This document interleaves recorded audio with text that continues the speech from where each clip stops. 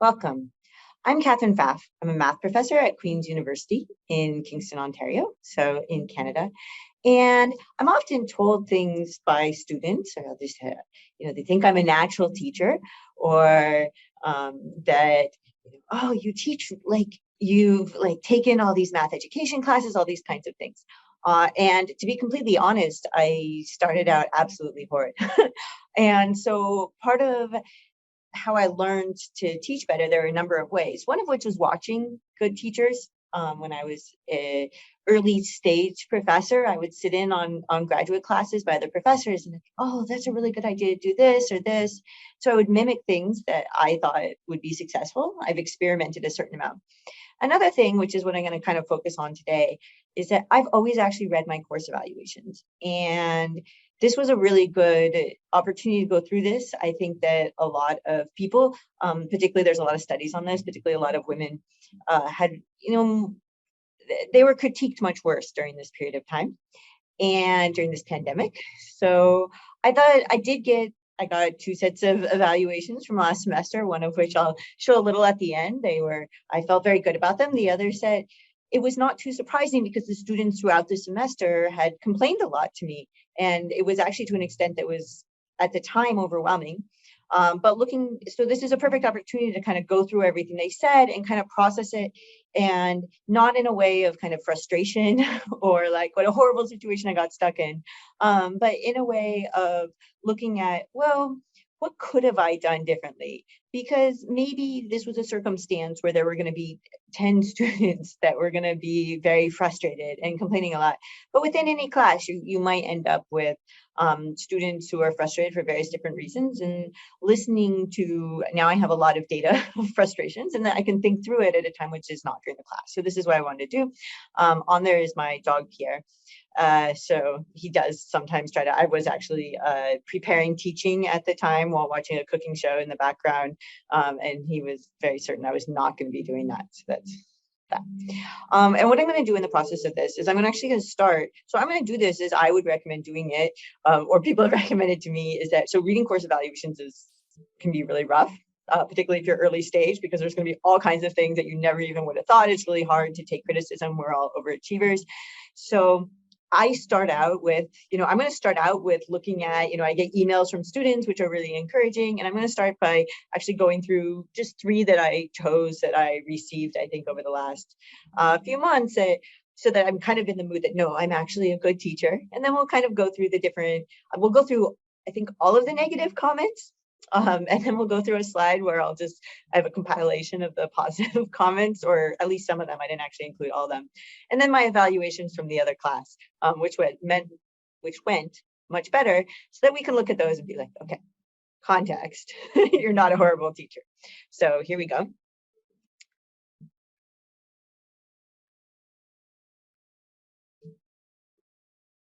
Okay. So here's the first email from a student, of course, left out where they signed it on the bottom. So it says, "Hey, Professor Pfaff, this is nothing urgent. Feel free to ignore if you're busy. I just needed to get off my chest how much I liked Math 210 and you as a professor. 210 must be one of my favorite classes I've ever taken. I feel so much more enriched. The actual math arithmetic wasn't as intensive as I expected, but the philosophy felt almost intuitive, and it was a good challenge. Reflecting, I wish I had taken 210 before real analysis. I feel it would have made proofs in those classes so much easier. Similarly, I really liked your pre-lecture quizzes. I thought those were really smart and quick way to recall definitions before classes, but I digress. What I really wanted to say to you is that while I know I may not be the best student, professors like you are who make me want to be better. It's incredibly inspiring to see a woman who is in a mainly male STEM field teach so gracefully, and who clearly not only understands but enjoys the topic. You are one of the most intelligent people I've ever had the pleasure of seeing lecture. I waited until after the exam to say this because I didn't want you to think I was trying to kiss up or anything. Also, I'm very shy, but I thought you deserved to know all this because I feel taking 210 has really changed my perspective on how I think about math. Professors like you are why students gain new appreciations for mathematics." And I should say, like, anybody's actually going to feel really good. You shouldn't say actually, but I'm saying it for the sake of students, that anybody's going to actually feel really good receiving an email like this. And a lot of times in semesters, particularly like during a pandemic, it can be rough. And so I actually encourage you that if you have professors, which most people do, who they really like and make a difference for them, send them an email. It doesn't sound like sucking up, unless it's accompanied with a request for recommendation letter, and then you just ignore it. But it really does make us feel a lot better and help us acknowledge that what we're doing, we're not doing everything wrong. Okay. So that was the first one. The next one, I really enjoyed this one. The student did phenomenally well in the class, so that was also really fun. Okay. So hi, Professor Pfaff. As you know, today was my last day of 210. I'm feeling a huge mix of things: exhausted, relieved, but also sad. I really enjoyed this class way more than I ever thought I would. I really tried to take your advice when studying. I've been writing out my definitions again each week, and I did and redid the problem sets. Last night, before I finally called it, I was terrified. I thought there was no way I would remember a single proof, let alone do a new one. So I got up an hour earlier today and decided I would redo some. But when I sat down and started doing them, I was finding that I felt way more comfortable. So your advice really worked. Redoing problem sets actually did prepare me. Who knew, eh? I wanted to say thank you for how much work you put into this course. Your videos from the first half were so well done. I even told my mom she could watch them since she loves math but has no idea what I study. The course text you are preparing was very, very helpful. I could maybe recite it by heart now. And your quizzes and weekly assignments, while maybe a little dreaded, really did help solidify concepts. I actually think I get quotient rings now. Most of all, you made it fun. Your chalk colors and questions and just overall attitude made me happy to come to class. I'm honestly a bit surprised at how I've done so far in this course. I felt like I was struggling a bit the whole time, but so far things have turned out okay, and hopefully the exam will too. Thinking about it now, maybe that's the point. So what if things are confusing and don't come immediately? That doesn't make me bad at it. I feel like I've overcome some doubt in myself as the semester went on, and hopefully my exam results don't make me eat my words, haha. So first off, the student did phenomenally well in the exam, and also hearing, that you're teaching a student to overcome like that initial nervousness and realize they can do so much more if they struggle is, hearing that is one of the best things we can possibly hear. So this is definitely an email to reread, to put in a box and reread when you're doubting yourself. And then the last one is much shorter. Hi, Professor Pfaff. I just want to send you a small thank you for a course I took with you in winter 2020. Rings and fields, though it was some time ago. It was my first course in abstract algebra, or any kind of mathematics for that matter, pure mathematics for that matter, and continues to be the most influential course I've taken in my time as an undergrad. Your love for the subject truly comes out in your lectures, and in combination with course structure, has had a particularly positive impact on my mathematical maturity, at least a little bit of it that there is. Being encouraged to consistently apply concepts and ask novel questions was fantastic. I haven't experienced the same level of engagement in any other course I've taken. In my mind, Math 210 was pivotal. In combination with your enthusiasm, it has continued to inspire me to pursue a deeper understanding of the mathematics I've learned up to this point. You ought to know you have been an inspiration to me. I am grateful. I have no doubt there are many others who feel the same. Thank you again, and best wishes for this new semester. So that was a student from a previous semester. Okay, so now we dive into all of the collection of negative comments. So here's kind of a first set. These were all, the way that this semester went, there were 6 weeks of virtual and 6 weeks of in-person. The students clearly preferred the virtual. We have to put context in that I'd actually shifted a lot of the easier material to the virtual portion because it's more difficult to learn remotely. And so I shifted the material to there and did a lot of proof techniques and so on. I also had Professor Randy Ellis's phenomenal Lightboard, which takes a lot of time to make the videos on. So it wasn't really realistic to do this the second half of the class. But there was a lot of requests for continuing just making videos or doing both. So we have during the virtual portion of this course, it was easier to stay on top of the material as the recordings were rewatchable to help review content.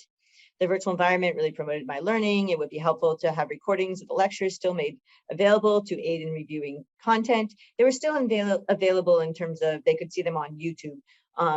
Their frustration is that once we switched to in-person, they no longer had videos. This is the first course, I think, that has a better online section, but the in-person lectures are not very good. Okay, so as I kind of mentioned before, so I'm going to first off acknowledge this was extremely frustrating. because I put enormous amounts of effort into creating this virtual portion. And the last expectation of that was that then when things went in person, students were going to be very upset and wanted it to continue to have this virtual thing, which wasn't realistic. So this is frustrating. This is a class that I've historically had students rave about the lectures. They're very well planned, all these kinds of things, but maybe they weren't quite as well planned because I was shifting things around, because it was such an unusual semester that it might not have been as well planned. They might not have been quite as structured and so on. And I should have taken that as seriously. But some of this, yes, this is out of control. So this was frustrating. I'm just going to acknowledge that, but then kind of think about what the actual issue is that can be addressed. And I think a lot of what happened, so students were coming up to me very often, wanting me to continue making recordings, and these students were all international. So there is something going on in this also, which is very reasonable, that for international students, English is not their first language. If they can rewatch the videos, they can put on captions, that's actually could be really helpful to them. So they were hoping I would continue this, I think. It was too time consuming. I never could have done that. Also, the material couldn't have been done in these short videos and so on. And I thought a lot about what can I really do to help with the language issue when we are in person. And I thought a lot about it. I asked other people. The only input I got was to tell students that they could audio record your lectures if they wanted. The students didn't seem to do this or think this was a real solution. And so I think what I really should have done, and what I will probably do in the future now, we teach a lot of international students, is just to ask. Now that they've seen how much easier it is for them with recorded videos, they're very aware of how hard it is to understand people in person, in not their most comfortable language. And so maybe I think in the future, I'm just going to have a discussion about what we can do to help with this circumstance and brainstorm. And, I was posting notes, all these kinds of things, but being able to rewatch videos and have those captions, they really felt a loss not having that. So I think this should be a discussion where maybe they can actually help. A lot of times, some of them will have a tool that they can share with others and so on. So, students are they're very tech savvy. They have a lot of solutions for things. Often the best way to find a solution for other students for something is to ask students and share their technology and what they know. So that's kind of the only thing I came up with for that one. Okay. Quizzes. And I've had quizzes, and I've been doing quizzes for years, in general. And I'm going to say in here, well, let's put this on the bottom already. They've always been, by the end of the semester, enormously popular. Usually there's a certain amount of complaints in the beginning of the semester, and then they become very, very popular, partly because they're very effective. There's a lot of definitions.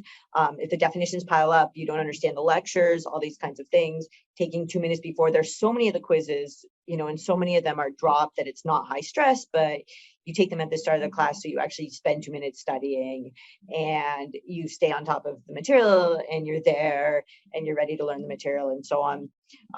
It was a little befuddling as to why. I mean, this was a struggle throughout the semester. Students, or the second half of the semester where we're in person, students hated the quizzes. So I wasn't too surprised it showed up here. So I thought it quite unreasonable to demand that students write a quiz at every lecture. And all the courses I've taken at Queen's University, never has it been demanded that I know the content well enough to be evaluated on in 3 out of 5 days per work week. And yet in the majority of the courses I've taken, lack of that demand did not impede on my success nor its recognition.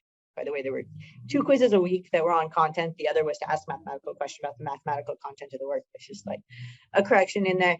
The in-class quizzes caused a little bit more stress as we are graded on performance instead of just participation to practice the content. So they really liked, I had embedded questions for participation within the videos. This is what they're referring to. They really liked that. Then they switched. So, as I kind of mentioned, these quizzes have never been a real problem before, particularly by the end of the semester. But so what all was going on that this was such a big issue this semester? So I think that part of this was, they appeared halfway through the course. And so students were used to one thing, they liked how it was going, and then all of a sudden you switch what you were doing. And I think that somehow or another this raised a lot of discontent. I hadn't anticipated the level of discontent with the switch. And so maybe that's, for the future, to be aware that when you're switching how you're doing things halfway through the semester, it's hard on students, particularly when there's a pandemic, they're already stressed out and so on. If I'd anticipated, I would have minimized the amount that things structurally changed.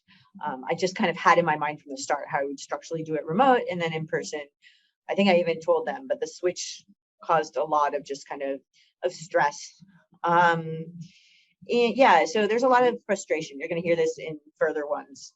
Also, some of them will get very vivid in their their levels of stress and frustration, and they didn't like this and they didn't like that, and I think that's something to address. I think that I could have, if I'd sensed that correctly, I might have sensed the frustration, but then I just felt frustrated partly that I was in this situation, but beyond that, I think that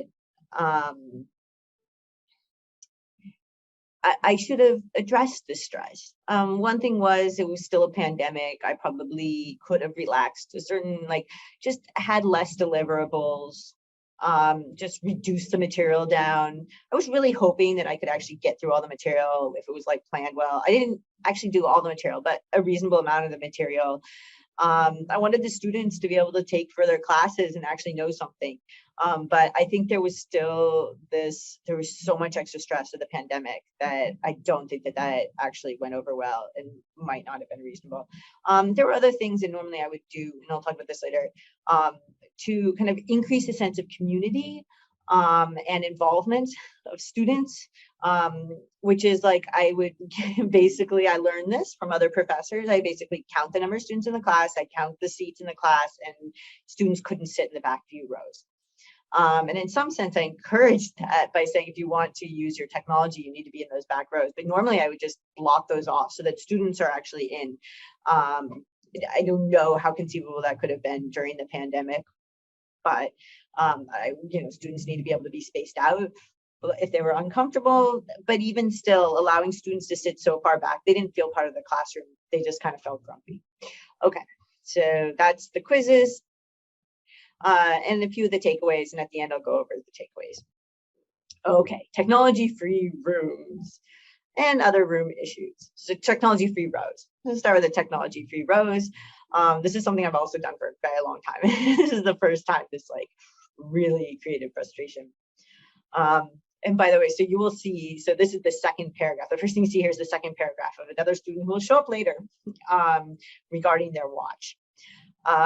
So a second point I'd like to make is that myself and many other students found Dr. Pfaff's demand that many students who wishes to take notes on a tablet sit in the back three rows of the class, her justification being that screens are a distraction. I would argue that the fact that very few students will find themselves in professional environments following undergraduate studies in which no screens are present, the world is changing before our very eyes, and the ability to learn competently surrounded by technology is a skill that is becoming more and more essential. There were also some typos. I think I forgot to finish some sentences and so on. I also think that's not my responsibility to teach students to filter out distractions.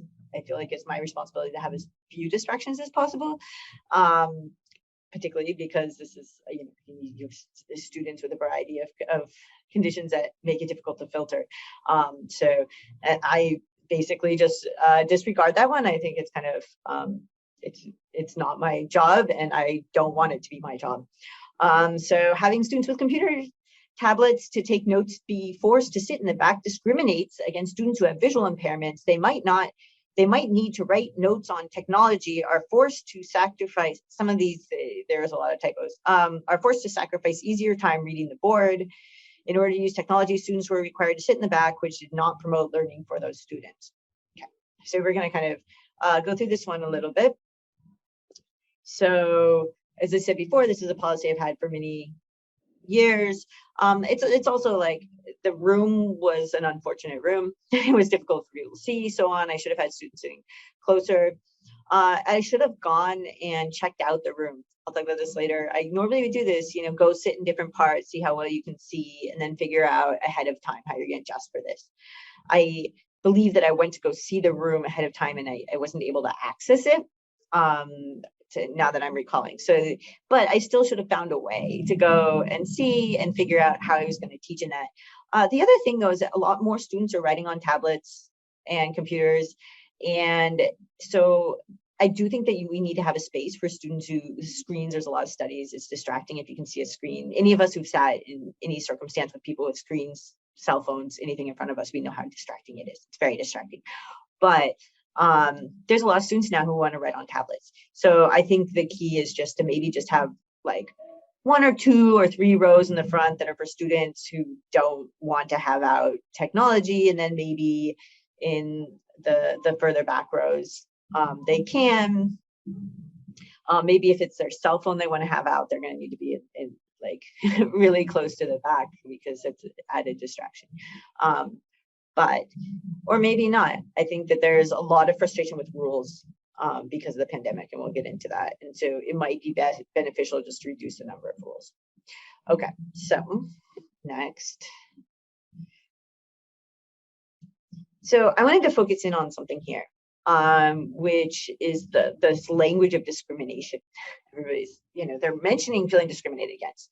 And I don't think this is going to go away. I think that I think it's great. The world is becoming much more aware of discrimination and all these things. So I consider this to be very positive, that this is something that students talk about now. And they're processing it in their own ways. And, sometimes they're going to use this language because they know that it has a bigger impact. So they're going to use it to try to get things out of you. But it's good. This is language that's on the table. And I think it's going to stay on the table. And this is who this generation is. We always need to learn and understand who we're teaching. And so I think I think I should go through my syllabus and policies in the beginning and make sure that they're not unnecessarily discriminating or, holding certain students back. They should be inclusive. And I've always had a certain eye for that, but even more so. And as I always have done, I've actually educated myself a lot on this. I know a lot about a lot of learning disabilities, all these kinds of things, because I teach students who have them.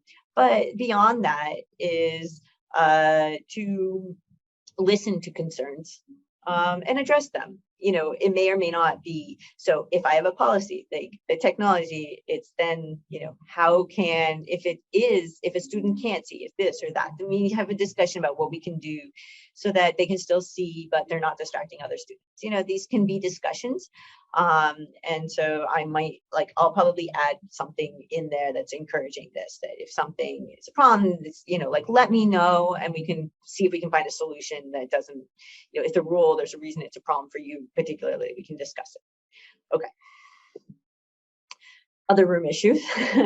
The color chalk on the board seemed unnecessary to me because you couldn't really differentiate different colors from the seats, and also the notes were taken in pencil. I felt like it was a waste of time sometimes. Okay. A lot of students love the color chalk. I think this was a room issue. And as I said, I should have gone, looked at the room, and figured that out. It was sometimes we get stuck with sticky rooms and we have to figure out how to teach with them. There were students who loved the chalk, so it should be there. And as I said, they didn't really have to sit in the way back, but next time I'll just have it be, they can't. Okay, here's the same student who believes that all students need to have learn to live with screens. This is more of a minor comment. However, if a board is reviewing this, I thought it would be worth raising awareness of the following. During the midterm, I was demanded to remove my mechanical watch, a metal fossil analog watch. Sterling Hall Lecture Hall B has a singular clock located at one side of the room. This, along with assigned seating, heavily disadvantages students placed in the far back of the lecture hall, and extremely so if they were placed in the corner opposite of the clock. I wear corrective lenses, and even with my placement not being at the furthest extreme, seeing the clock was still a struggle for me. Dr. Fast's reasoning was that we don't know what I could be hiding in my watch these days. It's ridiculous. I've written numerous exams in Mitchell Hall where analog watches were very much permitted. I contemplated writing a letter to the dean and chair of undergraduate studies regarding the issue. However, I simply did not have the time. Yeah. So there's a lot in there. Let's just kind of ignore I'm going to go to the board and the dean and okay. So, but there's a very simple issue in here. which is, so assigned seating. Yeah, I'm not removing assigned seating. It's one of the most effective ways to prevent cheating. I believe in preventing cheating. I've had assigned seating for a long time. Now, the policy of not having anything on their person, everything goes in their bags in the front of the room. We're going to continue that because I can't, when I have a 100-student class, investigate every single student's technology and so on. The rule is you can only have on you certain things.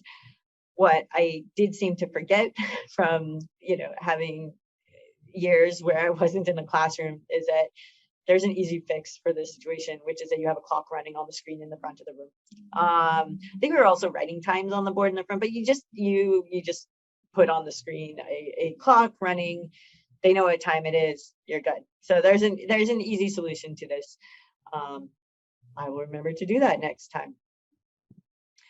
Okay, the homework length and load. The weekly problem sets were helpful to prepare for the midterm, but they were very time-consuming given the other commitments in other classes. Additionally, having assignments required to help with exams due during exam season is very stressful. As we have exams and other courses we would like to focus on, making them shorter would be beneficial to lower the students' stress levels. In my opinion, homework due every 2 weeks that's worth more is better than homework due weekly that is worth less. Quality over quantity. It's nice to see how what we learn over a whole topic is reflected in the homework. Each homework took me much more time to finish than other course assignments. Homework load was a bit higher than other courses for this level. Okay. I actually shortened the problem sets. Perhaps I could have shortened them further and had some of them just be extra practice in case students wanted it. I think so. Usually, a lot of students would come and work on the homework in office hours together. They seem to have a much better attitude about it. They got done sooner. It was more of a positive experience. And I think maybe I just need to remember to encourage this because you really need a lot of practice to learn to write proofs. Students are coming into this class not knowing how to write proofs. And so in part of that is this process of writing them and sometimes having me look at them. I offer that they can have me look at drafts if they want, and we keep doing this. So I think it's an important process. I think they need to do the homework. I've shortened it a certain amount. Maybe part of it can be optional. That might help, but I think a lot of it is just encouraging students to actually come and work together and so on. I just see that with students who are saying they're spending enormous amounts of time on it, and then you're like, okay, well then, they probably should be discussing it with others or coming to office hours and so on. Okay. Homework solutions. This is often a contentious issue. Additionally, it would be extremely helpful to receive some type of solutions for the assignments, as many are still learning how to write for proofs and would appreciate seeing proper proofs of the questions assigned. There'd be no answers for assignments after the mark came out, which made us very hard to find resources to do some efficient reviews. Okay, so the first reality check-in here is that students were encouraged to come to office hours for help in working through problems, which in my experience has been the best way to learn to write proofs. But on the other hand, I could give more examples. Okay, so I'm working on the textbook. If I had more sample proofs in there, I could just refer to look at the sample proofs there instead of solutions. They don't need to see the solutions to those particular problems. The point is to actually do those problems and to discuss them with the professor. I even said this, so you come and discuss them with the professor if you don't know how to do that.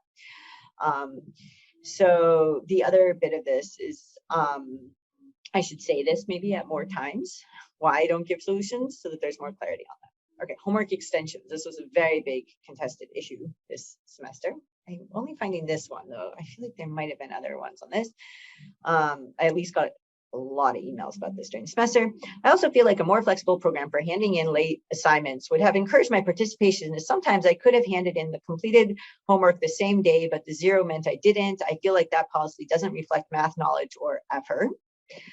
So the reality check in here is I tried dropping a very large number of low scores, but I still got an enormous number of extension requests, demands. It was completely unmanageable, actually, very frustrating. They also always had at least a week to do the homework. Actually, particularly the last sets, they had like several weeks to do them. But okay, so this is kind of what the actual situation is. I could try, so some professors do a grace period, and or like maybe I'll just do a 50% deduction the first day and so on. I don't know. It's a tough one because it was very, students were stressed out. And I think also it just needs to be very clear from the start and consistently that you just don't turn in late homework. That's it, you move on. I've never been one to allow late homework. This was only dramatically a problem this semester. So, you know, it was a pandemic. Okay. So this was also an issue. So being more willing to grant extensions would be helpful, especially if it is specified under QSAS rules. Okay, so this was a contentious issue. So QSAS is our accommodation services. And I encourage the students to get accommodations. I still do. I think they're very important, like particularly for like the length of time the students get on exams, if they have different ways of thinking and so on. I completely believe in this. I encourage students to go get tested and so on. On every single accommodation letter is a sentence about, oh, and another accommodation thing is to possibly be able to, they may ask for homework extensions for up to a week. And the students read this as they are entitled to homework extensions for a week on every assignment. And and there's an asterisk next to this, and it says, in classes where there are not weekly assignments and so on. So this actually really wasn't relevant to this particular class. And I told them they could ask me, have them, if they, I didn't believe it was in their best interest to be giving these. Also, I said, if you, I'll talk with your accommodation manager, if you, discuss this, if there is a particular reason, because there might be a reason why a particular student really needs the extensions. One student, so there's a lot, one student actually, they gave me the accommodations manager contact. I talked with the accommodations manager, and the accommodations manager said, yeah, it's really frustrating that they put that on every single accommodation letter, because usually it doesn't make sense in classes with weekly assignments, but the students then really want this and so on. And so, yeah, it's not something that they're actually supposed to get, but they're reading this wrong. And so I think I want them to still get their accommodations. I don't want them to be this to be a struggle. So I think it's going to have to it's going to be in the syllabus. Do I even say this? To be really clear in the syllabus, in the part where we talk about accommodations, that particular accommodation is not actually relevant or appropriate for this class. So we won't be doing that. Okay. Study habits and opportunities to succeed. It's hard to prepare for exams since they're all proofs, and you will lose many marks due to many small mistakes. The amount of effort required for this course was not communicated from the beginning. Okay, so moment to vent. So I read this and I want to say this is all not true. Working the homework independently and having me look over proofs in office hours will help you prepare. Many students do well doing this. Learning to write proofs is skill development, so it takes time and practice. Okay, so I say all this, but it's also, this is the kind of thing, I read this and I feel so frustrated because this is just it's not true that they don't have time to prepare. I don't know how many professors out there actually read through students' drafts of homeworks, and I do this for students. I really put in a lot of effort to help them learn to write proofs. If they're doing their homework and so on, they have every opportunity to learn this and to prepare. That the amount of effort required was not communicated. This is also not true. Okay. So, but I'm not communicating it clearly because they're not hearing it, or I'm not communicating the way that they're hearing it. So I could make all this explicit at the start of the course and then frequently during the course. Sometimes you need to say things every single time. It needs to be clear. Students need to know what to expect. The other thing that I was thinking is that to possibly have 2 midterms, and after the first one, have students fill out, particularly in a class like this, where they're still learning how you manage advanced courses, have them fill out a student on what they did to prepare, and then a survey, and then correlate this a certain amount with their grades. Students don't need to know who these were or anything, but to get a sense of how other students are studying and preparing and how successful it is for them. So to go through this with the class. And I think that something like that might actually have been really helpful to these students. Okay. The supplemental text. So I'm writing a textbook. It's currently in handwriting. It's being typed up. So there were no materials available to support learning outside of lecture notes. Feedback was timely but unclear. I spent on average 20 hours per week on this course, which is substantially more than my other courses. Okay, so the reality check was I had the supplemental text there, and I had office hours. I don't know, they probably didn't. So this is to get into kind of the next part, which is that they probably didn't realize there was the supplemental text, or they couldn't know where to find it. So maybe that should have been and could have been more explicit. It was very clear a lot of students weren't reading their emails or messages, and then you need to keep on repeating things again and again and again. I think this is also a language thing. This is showing up more in international students, that they aren't reading or understanding actually a lot of times the emails. And so I have to find ways to communicate. So for example, if there's a supplemental text and students really need to know this needs, like, to be clear in class. And I think perhaps also, so the students' frustration, again, perhaps could have been prevented by a class review of how students were effectively studying. Okay. They possibly, and maybe some students actually do take longer. I always took longer. I understand that, but that level of frustration maybe was, I think they weren't seeing all the resources or how to do things. Okay. And then we get into the stressed out students. So some things about the course were less enjoyable, such as how stressful the arranged seating for the midterm was. And when we are counted at like children after daily tests, so after the quizzes, I would kind of count down because students weren't turning them in when they were supposed to. Okay, the in-person lectures were less than ideal. Every class started with a quiz, and the attitude towards this class felt more akin to a kindergarten class instead of a university class. Creating a more positive classroom environment would be more beneficial, as many students are under a lot of stress. Okay. So these are, again, policies that have never seemed to bother students to such an extent in the past. But you can hear like the stress and frustration level of students, as well as I kind of, in retrospect, realized there's a rule fatigue. So some of the same students who had like come to me with a lot of complaints and demands also really didn't like wearing their masks and things like this. There were a lot of extra rules. There was probably a lot of rule fatigue. And so, and introducing so many new policies halfway through the semester during such a stressful time, it's probably a bit too much. I probably should have seen that. Maybe don't do that in the future. And also, again, this thing of having students sit closer to the front, they need to feel that they're a part of class. There was still a pandemic going on, so maybe I could have reduced expectations and deliverables to kind of have like a more relaxing environment. Students were clearly really stressed out, and also they're kind of being stressed out and like rebelling against the rules and not wanting to follow things and so on, like added to my stress level. I don't know if I've counted down in previous semesters, for example, which they clearly didn't like, like they felt, that like I was increasing their stress level instead of decreasing it when they didn't want to follow the rules. So yeah, that was something I probably should have, I saw it happening and I didn't address it as I should have. Okay, so second part, the physical environment did not promote my learning as much as there were consequences for missing classes, i.e. not being able to listen to a lecture, missing in-class quizzes, and was difficult during a pandemic with the strict isolation rules. Okay, and the university says you have any symptoms, whatever, you have to stay home. Okay, so I tried to facilitate this by having a large number of lowest scores dropped. And I posted student notes, like I had students who shared their notes. We posted this as well as board photos online to help with this. I think they were just, this is again, the stress and frustration level. There wasn't a lot further that I probably could have done other than to have fewer deliverables during a rocky semester. This was the most difficult course I've ever taken. I struggled significantly. Students often felt singled out when called on, which distracted from the content. Students worked very hard in this course, and it is important for the students to feel the instructor acknowledges and respects this.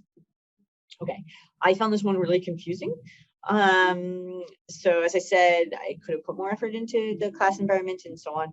I've never received, I don't think I've received this comment before about being the singled out. I'm suspicious. I feel like I definitely singled students out when there were a lot of students who just didn't want to. There were class things of like, this is when you turn in your quizzes, this is when you do this is when you do that. And there were a lot of students who wanted to completely ignore that. They probably were singled out, or I told them to talk with me after class or something like this. They probably didn't like that. I'm not sure exactly how to address that kind of thing, other than to kind of shift the environment of the class to be more warm for students to feel they're part of a class. Because I feel like students were seeing themselves as very disjoined from everybody, and that this was very much them against everything. And so I feel like if the class had a more, community environment, they might not have felt it was so much them against the world. And so there wouldn't have been all this like tension. I don't know. Okay. Any content presented in written format was handwritten, which made it very difficult to view. The class was very early, especially when students are expected to write in-class quizzes each lecture. So I don't choose the lecture time.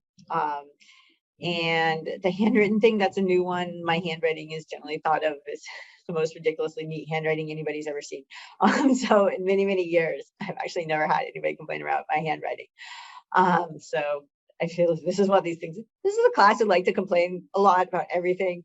Sometimes you just kind of have to accept that that's how it is. And there are certain things that it's just like, okay.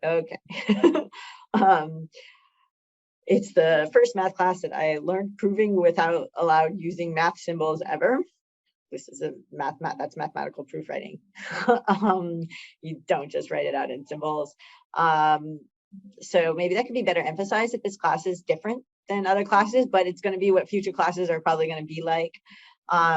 Also, for some reason, statistics majors take this class, and I've talked with our department about it, and it's not mandatory for them.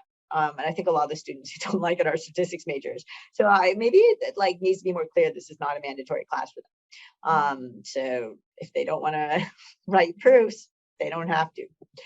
Okay. I feel like sometimes teaching was happening in the office hours. It conflicted with my class schedule. I feel like it isn't fair to lecture during times that aren't scheduled on Solus, because then not everyone can attend. This is really interesting to me because this never happened. And they were like, this is so unfair, this thing is happening. Like, it was like they're looking for reasons that this whole thing is unfair. It didn't happen. In fact, I really stay away from the board. I have students go up and they work in groups and they go to the board and so on. Maybe they heard office hours were really helpful. Usually I try to make sure that actually everybody can come to at least one of the office hours. And I don't remember if I checked that at the, like when we switched from remote to in-person, everybody could. So maybe this is part of the frustration. I make it very clear what's going on in office hours. Okay. The instructor strongly asked students to participate and recite answers as a class, which did not promote autonomy. Okay. I don't promote autonomy in the classroom. I don't. I believe in learning together and not, I don't believe that. I don't want to promote autonomy in the classroom. So, okay. So, here's a summary of the takeaways. There was a bunch of things. You like write it all down. I often do this. I write a list of things so that next time I remember. It's going to be a little while. Clock at the front of exam rooms. I might have not had like the huge ordeal with that. Okay. So test the classroom environment, go in at the beginning, make sure everybody can see, don't let students hide in the back of the classroom and so on. Maybe something like to discuss student study habits, kind of like I mentioned before, pay attention to the class stress level and adjust accordingly. It's still a pandemic. Students are still really stressed out. If you sense students are stressed, it's usually a good idea to do something, acknowledge your stress and what can I do? And there's usually something. Reduce the technology-free rows, so there's just a few at the front. Make sure that in the technology, where they can sit on their laptops, that they can still see. Minimize large style shifts in the semester. Be upfront about the accommodation homework issue. Address equity inclusion in all class policies. Directly ask students to discuss with you if for some reason one of the policies is putting them at a disadvantage. I think this is going to be a big new part of teaching now, and it's good. We should just find a way to incorporate this. Okay. A lot of negative comments, so I included some of the positive comments that were actually positive comments. Professor Pfaff explains materials in comprehensive ways and set us up for success in the early weeks of the class. I really enjoyed the class. I've never had a professor who made themselves available to their students as much as Professor Pfaff. Professor Pfaff was very effective in teaching the content of this course, very well organized course, extremely well presented and enjoyable while still allowing students to learn and succeed easily. One of the most beneficial and enjoyable courses I have taken thus far. This course was extremely well taught. The professor was always incredibly prepared, and the environment she created promoted true learning and assimilation of information far greater than any other professor. Oh, okay. A lot of students actually liked the course. There were just some things to address. It's good to sandwich things for yourself. Like, you're going to sit down and read evaluations and actually kind of work with them. One thing is, do turn around and see what's fixable in them. Allow yourself to vent, say things are frustrating, but then like figure out what you could actually learn or fix so that you don't encounter it again, maybe. The other part, sandwich it for yourself. You probably are getting good feedback. Sandwich it in your good feedback.